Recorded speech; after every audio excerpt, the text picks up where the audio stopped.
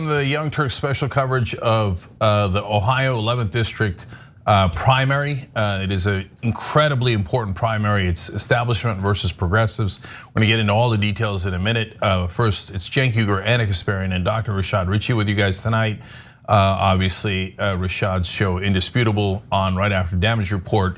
It is on fire, so you're gonna wanna watch it. And so, Rashad, great to have you here. Great to be here, thank you. All right, so guys, let me give you an update first, and then we'll talk about how we got here and what the status of the race is and what all the context of the race is. And we will cover it hopefully as soon as, all the way through to when we have a winner. So the polls did close 32 minutes ago, and we do have some results. I read one result for you guys when we were live on the Young Turks, and the first result that came in had Shontel Brown with a surprising 56-36 lead. But that was only with 1% reporting. Something I get angry at myself for. I have to do a better job of finding out ahead of time what percentage are mail-in ballots in the particular race, and if the mail-in ballots get counted first. So I don't know those facts, and those facts would be irrelevant. I'm going to give you context for the numbers in a second. But sometimes when it's 1% reporting, it's really 1% reporting. Sometimes with the mail-in ballots, it's a little deceptive. It's just 1% of the precincts reporting, but it's a larger percentage of the vote because of the mail-in ballots. So we don't know that in this case, but there are now new results in, and the numbers have moved a little bit. So the new numbers are Shontel Brown with 53.3% and Nina Turner with 39.7%. So the lead is closed to about 13 points, 13.6 points, down from 20. So that is good movement in Nina Turner's direction. As always, especially if you're new to this, understand that these results are coming in different precincts at a time. This is not an actual like foot race they're running live. Oh, Shontel's taking the lead, here comes Nina Turner. We frame it that way, but we explained it to you in the correct context. This is the pace at which they are being reported, not voted, okay? All the voting has already happened, and now you get these dramatic moments where they reported the votes that have already occurred piecemeal, and it happens every night, every election night, and that's what's happening now. So obviously with, in the beginning with Shontel having a large lead, that is very discouraging for progressives. And let me give you one more piece of context on the numbers, and then we'll get into the race. So the number of votes are important. So each district has roughly 750,000 people in it. All the House districts are supposed to have about the same number of people.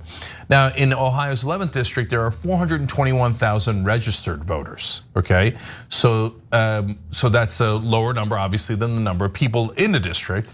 And then of the registered voters, how many are going to vote and how many are going to vote in a primary? Well, that is a great range. There's a gigantic range. So, for example, two elections I'm very familiar with. One is AOC's election when she upset Joe Crowley. In that election, there actually was not very much voter turnout. Now I don't remember all the exact numbers off the top of my head, but I think the number of people who voted was around just 50,000, right? Whereas in California 25, an election I participated in, there was hundreds of thousands of votes in the primaries. So the range of votes in these primaries is gigantic. Now, more context. Why did AOC have a low voter turnout, but California 25 had a very high voter turnout? Well, California 25 was in the middle of a very contentious presidential election as well, so people were paying more attention to politics. There were 4 candidates there, and it made a lot of news, and it was very much in dispute whether Republicans or Democrats were gonna win. Whereas the AOC Crowley primary was more of a sleepy affair where most people assumed that Crowley would win, and there was not a lot of press attention to it, okay? Now, when you apply that to Ohio's 11th district, there's been a ton of press attention with major figures here, all the way through Hillary Clinton endorsing Shontel Brown and James Clyburn, and most of the establishment endorsing Shontel Brown, but tons of endorsements for Nina Turner as well, the mayor of Cleveland. many local politicians, state legislators, councilmen, and then of course Bernie Sanders and almost all the Justice Democrats, including AOC, Cori Bush, Jamal Bowman, et cetera, endorsed Nina Turner. So it's a very big profile race. So when I look at, total of 28,000 votes in so far, if it was a sleepy affair, I would say, that's a lot of votes in a low voter turnout primary.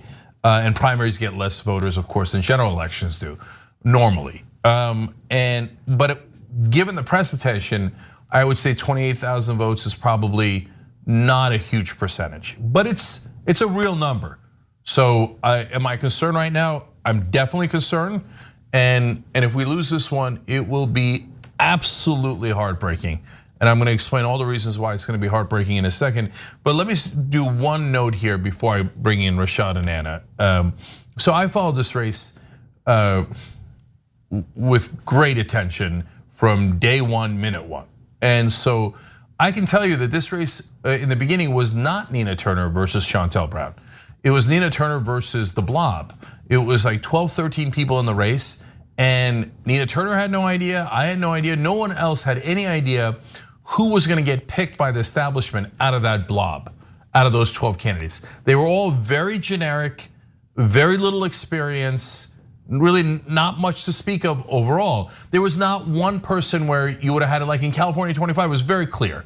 All the establishment had said Christy Smith, she was already a state legislator, she had experience, she was from the community. There was a ton of reasons to believe everybody's gonna pick Christy Smith when it came to the establishment.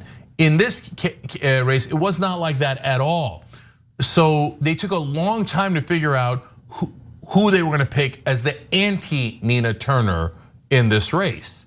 So this really has almost nothing to do with Shontel Brown.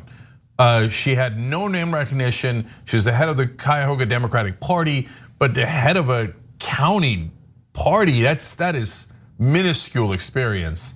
But it really got heated when Hillary Clinton said, let me see, I guess Shontel. So yes, Shontel Brown. And then Jim Clyburn came in, and then all the establishment came in. But to actually be a little bit more accurate, Hillary Clinton planted a flag and said, okay, and obviously everybody knows why she did it. She hates Nina Turner, hates progressives, hates Bernie Sanders, still carrying grudges around in her bag along with her hot sauce. And so she didn't care about Shontel Brown at all. I don't know if she even looked 1 minute into Shontel Brown. But before Hillary, the lobbyists had already decided. And why they decided Shontel Brown is also very interesting. It's a little bit larger conversation we'll have it in a couple of minutes here as we go forward. But Shontel Brown is basically a cutout cardboard figure for the establishment. So this is Nina Turner versus anti-Nina Turner, and that's what this race is definitively about, more so than probably any race I've ever seen. I mean, she's the perfect establishment candidate, Shontel Brown, right? I mean, she brags about reaching policy decisions through bipartisanship, which is just ridiculous, especially in this era when the Republican Party is so incredibly vicious toward the Democratic Party and its agenda. Shontel Brown, notoriously needed a clap track during one of her rally events because she lacked so much charisma that she needed someone to play people clapping in the background to make it seem like people were into her message. But Cenk, just to answer your question regarding how the ballot breakdown is regarding absentee ballots, Jordan Ewell sent me this info and I wanted to share it with you right now about,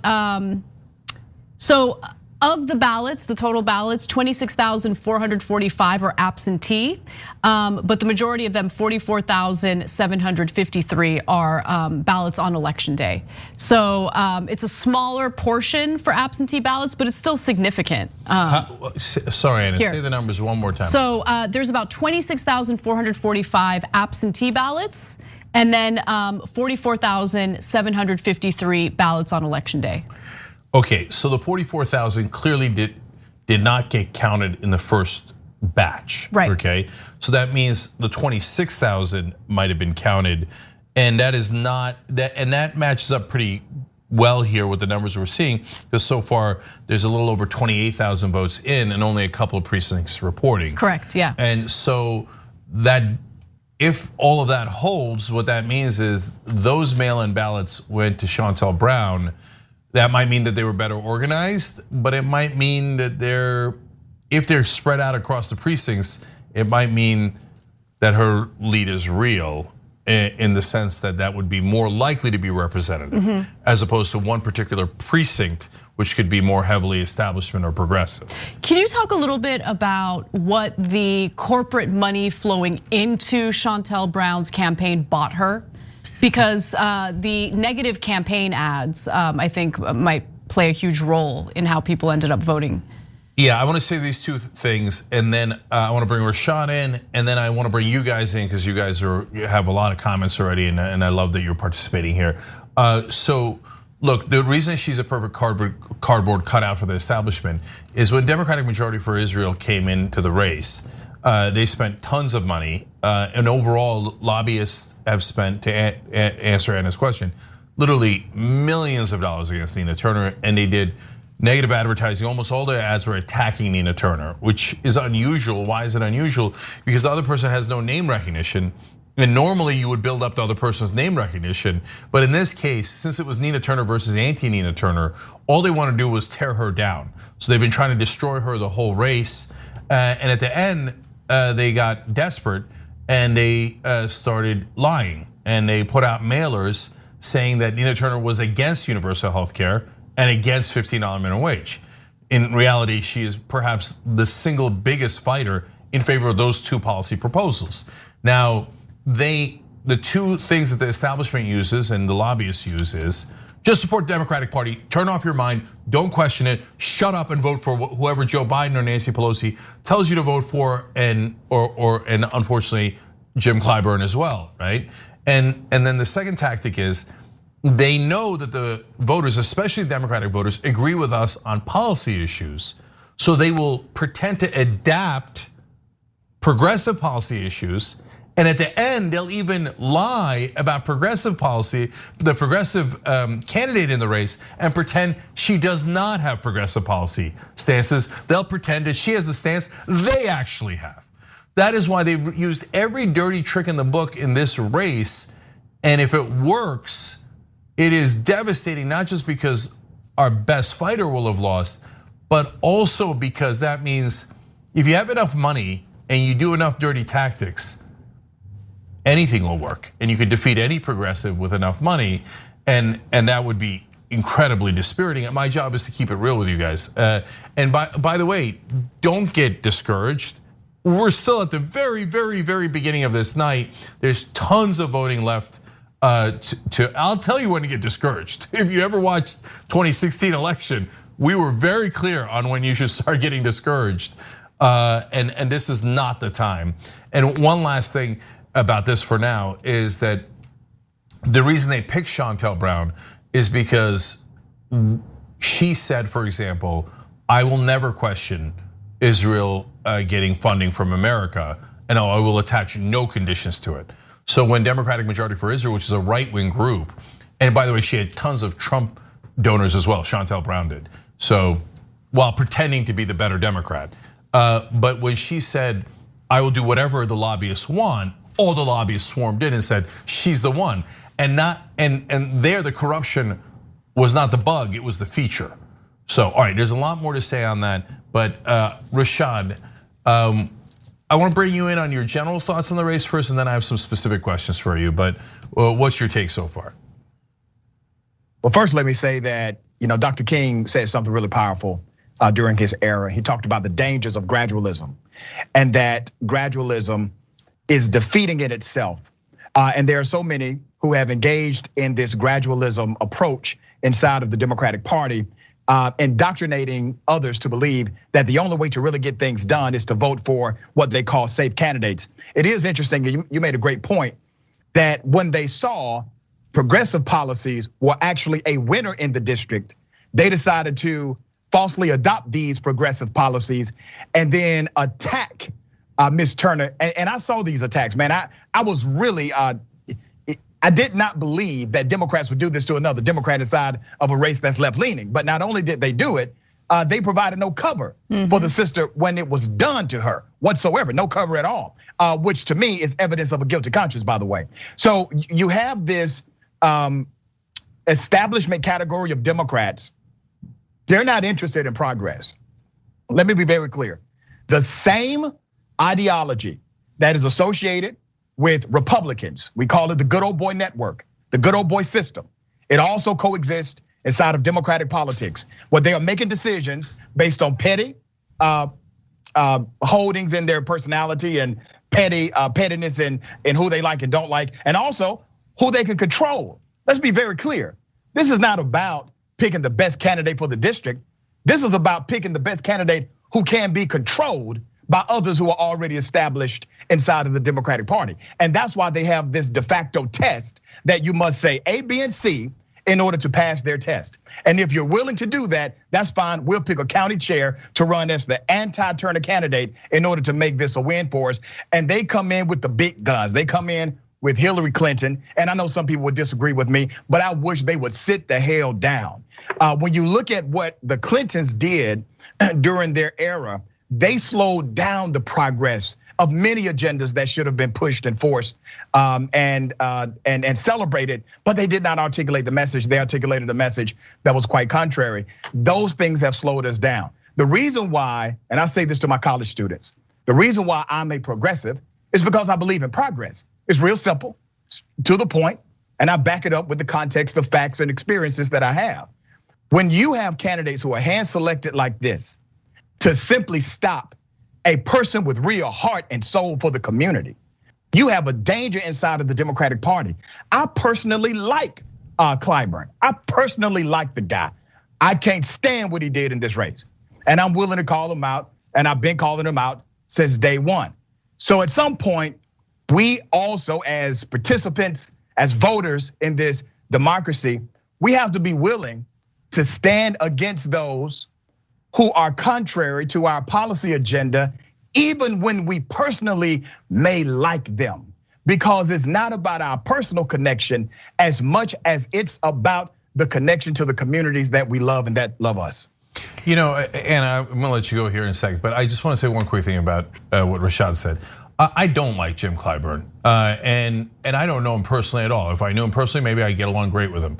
And I say that about almost everybody, right? But in my experience, all Jim Clyburn has ever done is fight against progress. And so I know people say, no, you don't understand. 40 years ago, he did something positive. Great. And I agree with Killer Mike. And now that the voting is done, I can say that. Why didn't I say it before? Because the mainstream media would have attacked Nina Turner through me, right? Oh, Nina Turner once said hi to Cenk Uygur, and he says bad things about Jim Clyburn. Nina Turner is anti-Democrat. It's nonsense, right? Guilt by association, usual smears, right? But Killer Mike was right in the town hall. So if Clyburn made a deal with Biden to support him, and all he got in return was a national holiday for Juneteenth, but didn't actually get anything substantive like voting rights for African Americans and for all Americans. Well, if Clyburn struck a deal, he struck a horrible deal, and he's a horrible politician, right? But my guess is he didn't even strike a deal. My guess is Clyburn was like, I hate progressives so much. Of course, I was just waiting to see if Buttigieg won or Klobuchar won or Kamala Harris won, and if they didn't win, okay, anybody but Bernie, and now anybody but Nina. So you'll excuse me if I'm not a big fan of Jim Clyburn fighting like hell against progressives and against progress in this country. And I mean, Rashad, you talked about the tranquilizing drug of gradualism that King referred to all the time. And if we're being honest, Clyburn is the king of gradualism at this point. Don't do anything, don't do anything, don't do anything. Let's wait another 10, 20, 40 years. Yeah, that gradualism, first of all, it doesn't even feel like gradualism at this point. It feels like stagnation, and it's not tranquilizing. People are furious. I mean, the backlash among longtime Democratic voters against the Democratic Party is real. I mean, that's why you're seeing the electorate kind of splintering. You see all the infighting among the electorate. And what people like Clyburn and establishment Democrats want to avoid is additional. I mean, I refer to it as infighting, but really corporate Democrats do not want to deal with progressive lawmakers holding them accountable, speaking out against them. I mean, look at what Cori Bush was able to accomplish. Cori Bush embarrassed the Biden administration, as they should have been, for refusing to extend the eviction moratorium. It's because of what Cori Bush did in sleeping out there on the steps of the Capitol that led to the Biden administration turning around and saying, okay, yeah, no, it turns out we do actually have executive power, and it turns out we can extend the eviction moratorium. We're gonna pretend like we're doing it in a different way, but fact of the matter is, they wanted Cori Bush off those steps. It was embarrassing for them. And the point here is, corporate Democrats in Congress do not want to deal with being held accountable. They want to be able, they love the status quo, they love business as usual because it works out real well for them. They can pretend like they care about social issues, they can pretend like they care about economic issues, but the fact of the matter is, they're funded by similar corporate donors as the Republicans are. I mean, we did a story today about the real estate interests behind the scenes funding these Democrats, including Joe Biden, which certainly had an impact on their decision making regarding the eviction moratorium and how initially they didn't want to extend it. Progressives hold them accountable, they don't want it. They want to be able to serve their time in Congress, where they're able to invest in individual stocks. They leave wealthier than they were when they came in, even though they're supposed to be public servants, and they don't want anyone calling them out for it. 100%. Yes, yeah, they hate us, they hate us. They hate the squad, they hate progressive Democrats, they hate shows like this, because we know what's going on. It doesn't matter if you have a D as part of your identity in Congress. If you're not doing what you're supposed to do to represent the best interests of your constituents, you should be called out. And they will pour in millions of dollars to defeat someone like Nina Turner because she's not a person who's just gonna comply with what the Democratic Party wants. Yeah, look, there's nothing more pathetic than a centrist troll. And I've got a bunch of them in my Twitter mentions as well. And so as incredibly frustrated as we are with the alt left, and a lot of those guys are just right wingers pretending to be left, but there are a bunch of them that are actually left wingers, and at least I understand their rage. They're so mad that we don't have Medicare for all and decent healthcare, and they've seen their families suffer because they don't have healthcare and low wages and all those things. And unfortunately, some demagogues take advantage of their justifiable rage. But for the centrist trolls, I just don't get them.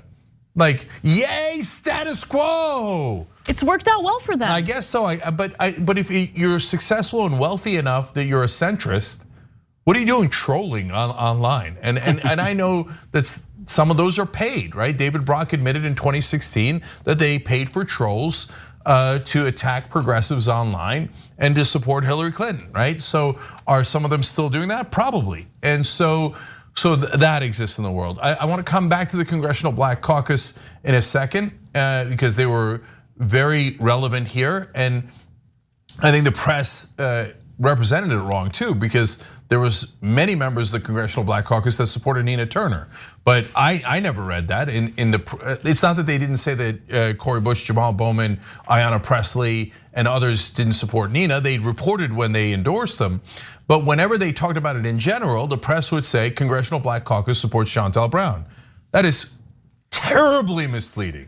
Awfully misleading, right? And so, but some of them did, and it is for the reason that Anna's talking about. When Hakeem Jeffries says there's nothing we could do, and then Cori Bush shows you that there was a lot you could do, then Hakeem Jeffries is embarrassed and he's mortified, because what do they want to do here? I want to read a couple quotes here because from you guys, a couple of comments, because they're on point here. Man of Tomorrow says they wanted to ice her out by adopting her ideals, then discarding Nina Turner, right? And that's exactly the game, but there's one extra step, guys. So Shontel Brown at the end pretends to be in favor of progressive policies she's not in favor of. She pretends Nina Turner is against them. Those are flat out lies, right? But if they adapted our policies and got rid of Nina Turner, me, Bernie Sanders, AOC, whoever else, and they actually did those policies, who cares? Who cares about our careers or our egos? I'd be thrilled with that result. But it's worse than that. They pretend to adopt your policies and then never do them. And then go, oh, there was nothing we could do. And the corporate media goes, bravo, Hakeem Jeffries. Bravo, Joe Biden. Bravo, Steny Hoyer and Nancy Pelosi and Chuck Schumer. There was nothing you could do. That is why the worst thing in the world is someone like Cori Bush embarrassing them and showing that there is something you could do and putting pressure on them to go against their beloved donors. The massive theme in all of American politics, but particularly in this race, is corruption. It's corruption versus anti-corruption. And so that's what's happening here. By the way, Jeremy Haig wrote in, these are all super chats and we appreciate it. I'll get to the members as well. Jeremy wrote in, cheer up, Cenk, you're already looking defeated. No. Look, I'm gonna give you more details on these results in a second. But no, I'm not at all defeated. We have no idea who's gonna win this race. But I will tell you this, at the end of the night, when we do have the results, you're gonna get one of two things. You're gonna get either massive rage, right? I'm keeping it real with you guys. I will be livid beyond belief. And I don't want anybody to get it twisted. Nina Turner ran a great race, a near perfect race. It doesn't have anything to do with her or her team.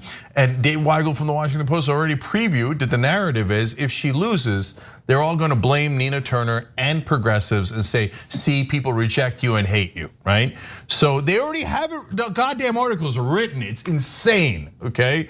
Go watch that interview. So he didn't say they have the articles written, but he said that's the narrative. I know how the narrative works and they can't wait to write those misleading articles, right? So there will be rage if Nina loses.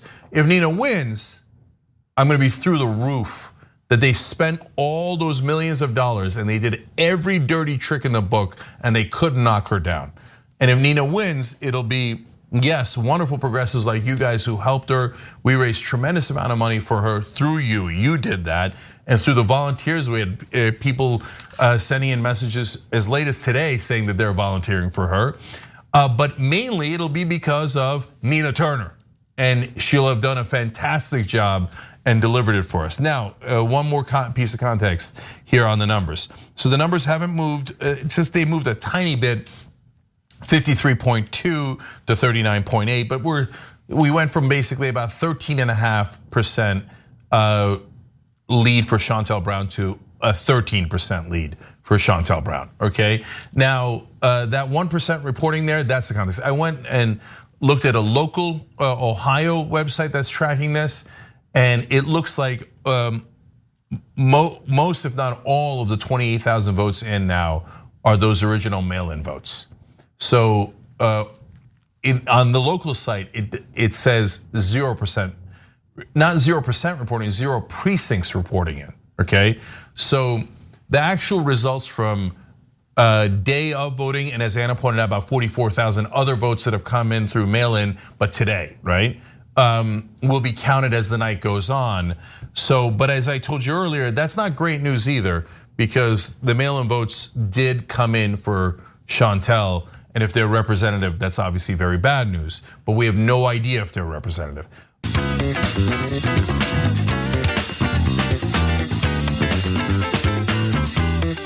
All right, back on the Young Turks special coverage of the 11th District primary in Ohio. Cenk, Anna, and Rashad with you guys.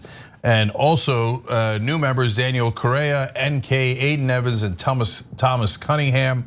Thank you guys. You make election night coverage like this possible. We appreciate it. If you're watching on YouTube, you could just hit the join button below to make that happen.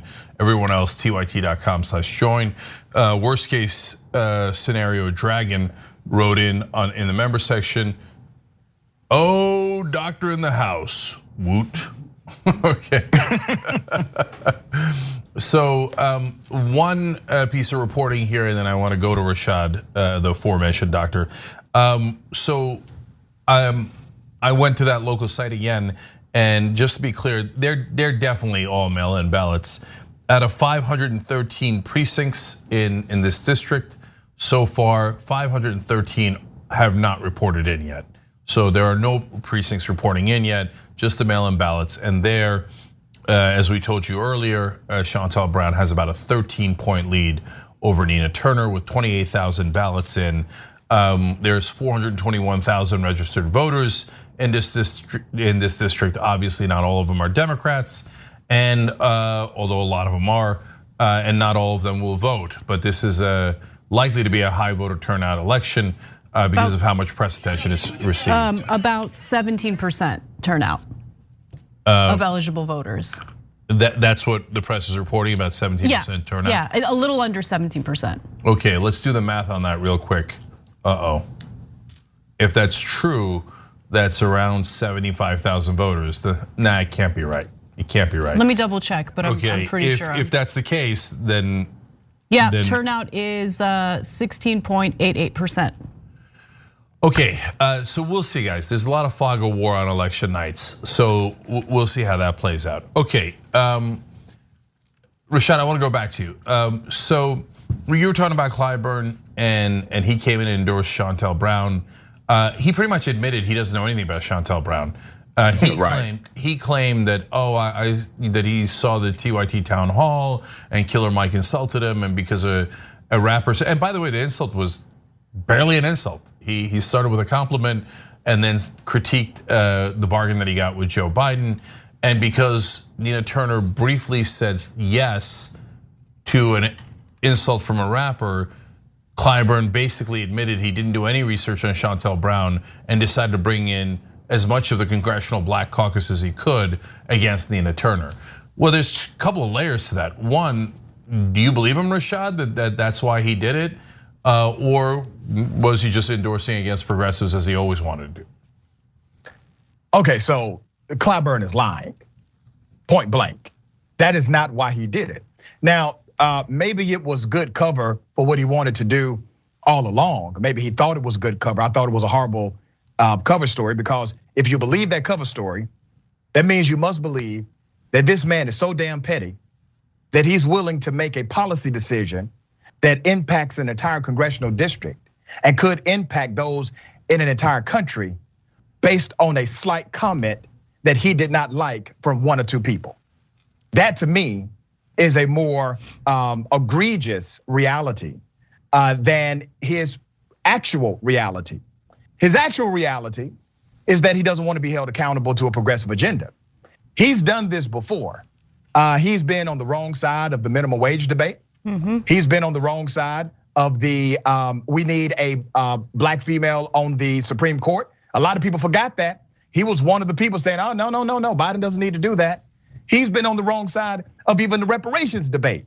So these are progressive black agendas, or progressive agendas, period, that he's been on the wrong side of as it relates to black Americans.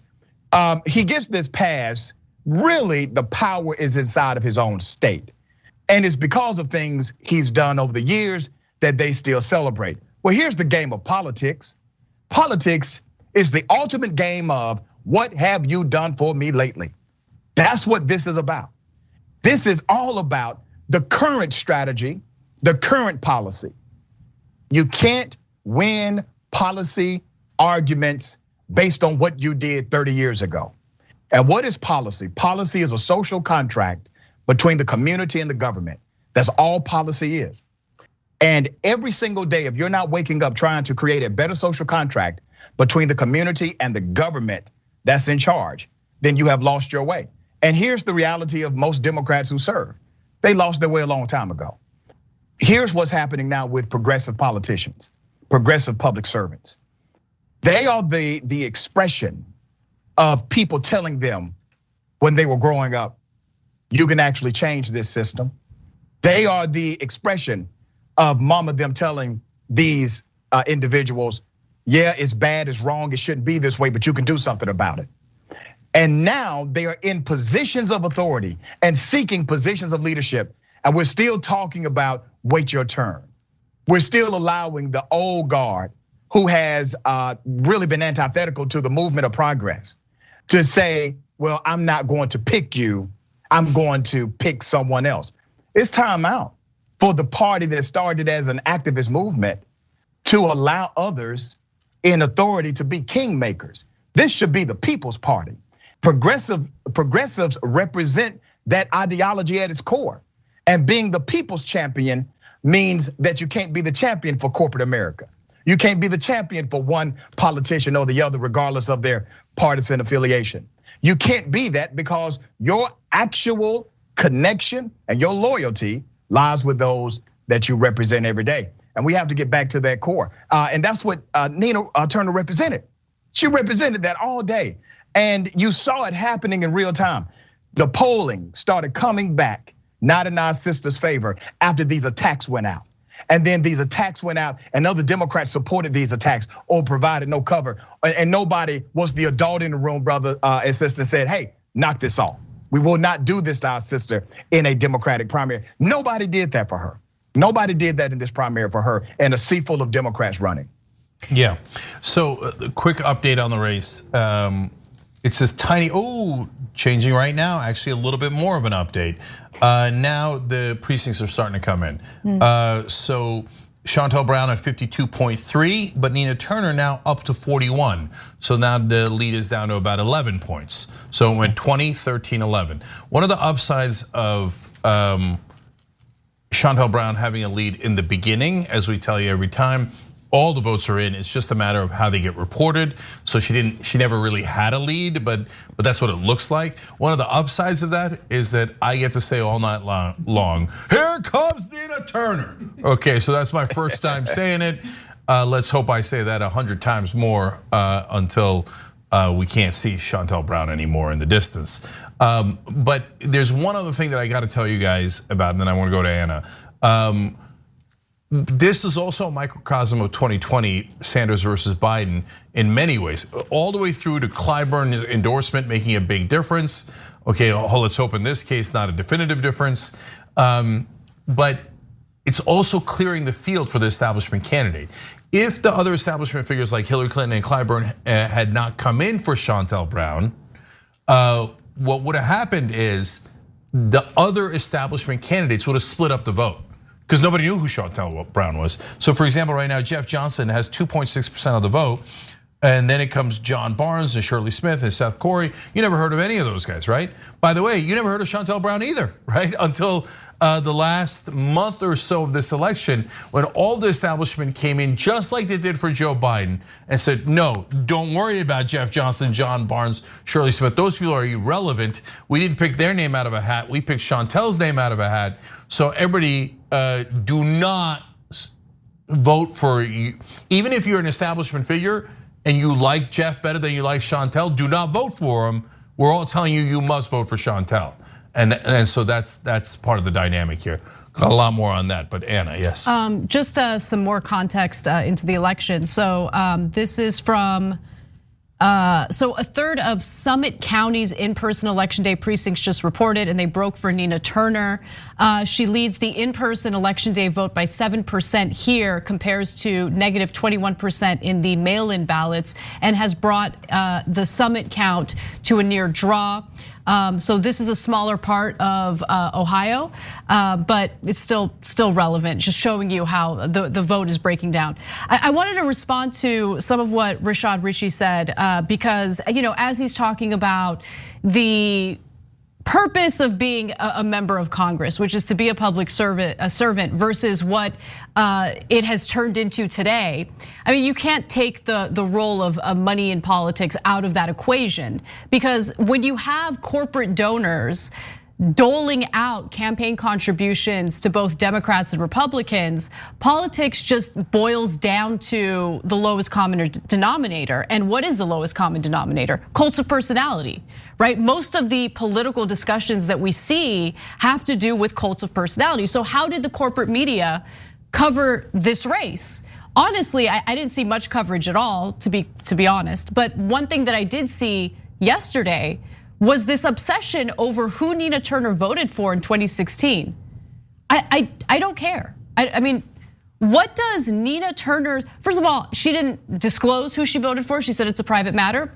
Fine, I don't care who she voted for. Her election record, who she voted for president, has no bearing on what her governing style would be. I know what her governing style would be based on the way that she campaigned for Bernie Sanders, based on the policies and the issues that she's championed and fought for. Those are the issues that should matter. But American voters, thanks to our corporate media, essentially, running interference for corporate candidates would have you believe that all that matters is the cult of personality nonsense. Yeah, now that is exactly right, but there's one more layer to it that's so important. Let me tell you why the establishment is scared to death of black progressives in particular. And then female progressives, and most of all, black female progressives. Because they're used to using certain figureheads, and that goes to the point that Anna made about the cult of personality, and saying Nancy Pelosi represents all women. And so if you're against Nancy Pelosi, that means you're against women. James Clyburn represents all African Americans. So all African Americans should vote the way that Clyburn tells them. All women should vote the way that Pelosi and Hillary Clinton tell them. And if you don't, then you're sexist or you're racist. Well, they have trouble making that argument against black progressives. And now let me focus even more specifically on black progressives. Because black voters decide Democratic primaries. They certainly do on national elections because of the overwhelming importance of South Carolina and the South and Super Tuesday. Now, by the way, that's not an accident. The establishment basically decides which states go first, and they pack the beginning of the Democratic primaries with Southern states because their Democratic voters are predominantly African American. Once you have control of the Congressional Black Caucus through people like Clyburn, then you could just tell everybody, Black America is for this candidate and they are not for the other candidate. But when you have a black progressive, that destroys that talking point. So in this case, you've got Nina Turner, and they so desperately want to say that no, if you're black, you should vote against Nina Turner, and if you're a woman, you should vote against Nina Turner, but they can't say it. And that's another reason why Nina Turner drives them nuts. Because if African Americans in this country find out that the progressive position is their position, then the corporate Democrats are in a world of trouble. They cannot lose that vote. It'll not only undermine them in specific elections like Ohio's 11th, but then their strategy of South Carolina and Super Tuesday helping the establishment and being their firewall will be destroyed. That is why it's so important for black progressives to break through. And if they do, then they will be able to put out a message that counters the corporate Democrats, counters the establishment, and that's kryptonite to them. So that's my take on it. Rashad, what's your take on that analysis? I agree 100%, brother. And here's what has happened for decades. For decades, the black leaders, many of them that we have celebrated in America, were handpicked by the white oppressors that we fight. Handpicked, funded, endorsed, and we think that somehow we get a different outcome. Now that's the working definition of insanity, right? To do the same thing over and over again and expect a different outcome. What happens in this really ironic and quite perverted reality of supporting those who are supported by those who don't support us is that when we engage with them, when we contribute to them, when we give them support through our vote, we in fact start financing our own oppression. And in financing our own oppression, we are picking the leaders who create the policy that continues to oppress the progress of black people. Now, I do remind everyone that there is no finality in democracy, or at least there shouldn't be. We're not at a dictatorship, at least not yet. And because there's no finality in democracy, every election you participate in, every election you have the ability to engage in, even if your candidate does not win, it is still a win for democracy as long as we continue to keep democracy alive and well, which by the way, obviously Republican states are trying to take that away by the minute by picking who actually counts the vote rather than the voters actually picking the politician. So I think there's something to be said obviously about current black leadership, but it's not just current black leadership. This has been historical. I'll take you to the crime bill. When the crime bill was signed into law by Democrats, supported by Democrats. It was a whole lot of black people, a lot of black leaders who supported that crime bill as well. Many of them have received convenient amnesia as it relates to that crime bill. Now, collectively, in hindsight, every black leader I talk with who was present during that time, they say that was a mistake. Well, not only was it a mistake then, it's a mistake now to not support progressive policies. It not only hurts the black community, it hurts us as a collective, because when you look at the commonality of what we believe as a nation, most Americans, item by item, policy by policy, they lean progressive. So how are we losing the progressive messaging battle when most Americans are actually on our side if we lead with a policy first agenda? Yeah, I'm going to give more details on what Rashad's saying, because that is historically 100% accurate. But before I do that, tiny bit of results here. The lead narrows more, 51.9 to 41.5. So now it's down to a 10.4% lead, which allows me the opportunity to say, here it comes, Nina Turner. Okay, so now back to the Congressional Black Caucus and their pivotal role in all of this national political drama. The very old guard in the Congressional Black Caucus was a mixed bag. In the beginning, it was great, right? So we had John Lewis, absolute civil rights hero. Barbara Lee, one of the most progressive people in all of Congress, and consistently so for decades, right? And then you had Jim Clyburn, and Jim Clyburn's mixed because in the beginning he had a very good civil rights record, but then for most of his career, he has been just flat out establishment, and in fact, he is the majority whip of the Democratic Party. Now, if he used that power for more civil rights accomplishments and other things that, whether they're progressive or not, help the Democratic agenda, that would be great. But we haven't seen that from Jim Clyburn, honestly, in decades. So, and in fact, we're in the middle of a great example now. I mean, we've got to have voting rights. For the People Act is not optional. We must have it. And yes, Clyburn does speak up on it. Always be fair, credit where credit is due. But has he gotten anything done? No. Has he slept out on the steps of the Capitol Hill like Cori Bush just did to actually win on the eviction moratorium? No. And look, you don't have to sleep out in the street to prove a point, right? But we need to see some fight in you if you actually are a civil rights hero or you're gonna get people voting rights. We haven't seen almost anything out of Clyburn because unfortunately what winds up happening after a while is maintaining your own power becomes more important than serving the voters, serving policy, et cetera. But even they're not the main issue because again, Barbara Lee's one of the best, and obviously John Lewis was a hero. But when you go to the middle part of the Congressional Black Caucus, that's where you have full-blown, remember the John Lewis of the world and Barbara Lee's of the world came in, some of them came in pre-corruption. The corruption starts in 1978 because of Supreme Court decisions legalizing money in politics, right? So the ones that are fully affected come in the 80s, 90s, 2000s, et cetera. And I'm not gonna pull any punches here. The leader of that bunch is Hakeem Jeffries. And he's one of the biggest corporate Democrats. He's one of the most conservative Democrats. And I would argue he's one of the most corrupt Democrats in all of Congress. That group then says, to Rashad's point, whatever the establishment says, I got power. They've made me very powerful. Hakeem Jeffries is now the #4 Democrat in the House, right? So I will take their talking points and validate them and pretend that they help African Americans. Yeah, I said it. Now, again, the Congressional Black Caucus is complicated and nuanced. This is ironically not a black and white issue, okay? Now the newest members of the Congressional Black Caucus are the best members of Congress. Cori Bush, Ayanna Pressley, Jamal Bowman, and the list goes on and on. And so those folks are awesome.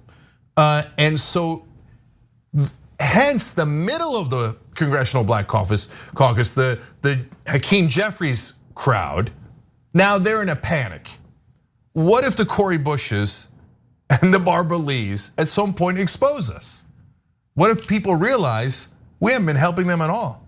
We've been taking tons and tons of donor money and only helping ourselves. Oof, that would be deeply problematic for them, right? And if people get a sense that they've been betrayed,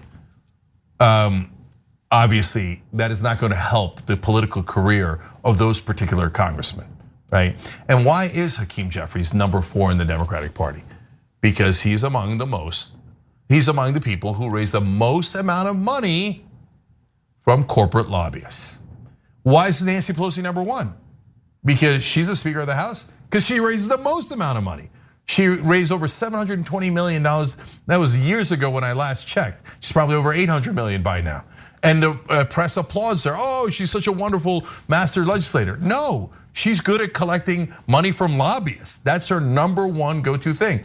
This doesn't have anything to do with race or gender, because number two is Steny Hoyer, white male, also great at raising money. Number one in the Senate is Chuck Schumer. And who raised the most money in the Senate? Chuck Schumer. Okay, this is not complicated. Money rules Washington. And the last thing that the Hakeem Jeffries of the world want you to find out is that they are part of that club. So when I said in the beginning, you'll excuse me if I don't think Clyburn's done much in the last couple of decades. I think in fact he's been counterproductive. I think he joined that cabal, and I think he joined that group that said, yeah, as long as we get to keep our power, what pretty little lies would you like us to tell folks? And I know that they will consider that sacrilege in Washington to say that, right? But that's the truth. That's the reality. You could look at how much money they raised from donors. You could look at their policies. You could look at what they have accomplished, and their record speaks for itself. And so, and if all of that didn't already happen, now in this Nina Turner race in Ohio's 11th district, the mask came off. Because before they had excuses. They would say, oh no, we're just supporting the incumbent. We're not against Cori Bush. We just want to support our Lacey Clay because he's in the Congressional Black Caucus and he's an incumbent. Well, the press thought, oh, of course that's true. Or the beloved corporate Democrats have weighed in. We will serve them completely, and they never questioned that, right? I questioned it thoroughly. I thought they were definitely against Cori Bush because she's a progressive. But they got to tell that pretty little lie. But now there is no incumbent in Ohio's 11th district. And they weren't neutral to two black women. They said, no, go to Shontel Brown. And by the way, why do you think they picked Shontel Brown rather than 11 or 12 other candidates that were also pro-establishment? Because they needed to have an African-American woman against Nina Turner because she's an African-American woman, right? And so that the Congressional Black Caucus and Jim Clyburn and Hakeem Jeffries of the world could come in and say, oh, no.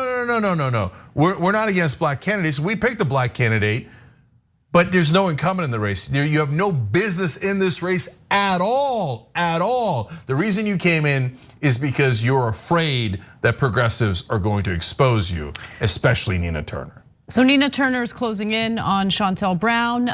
So Shontel Brown's lead is now under 10%. Nina Turner at 42%, Shontel Brown at 51.8%. So these results are obviously coming in very slowly, and it is exciting. And obviously Nina's closing in more and more. And if you were here from the beginning, Shontel Brown started out with a 20-point lead, and now it's under 10.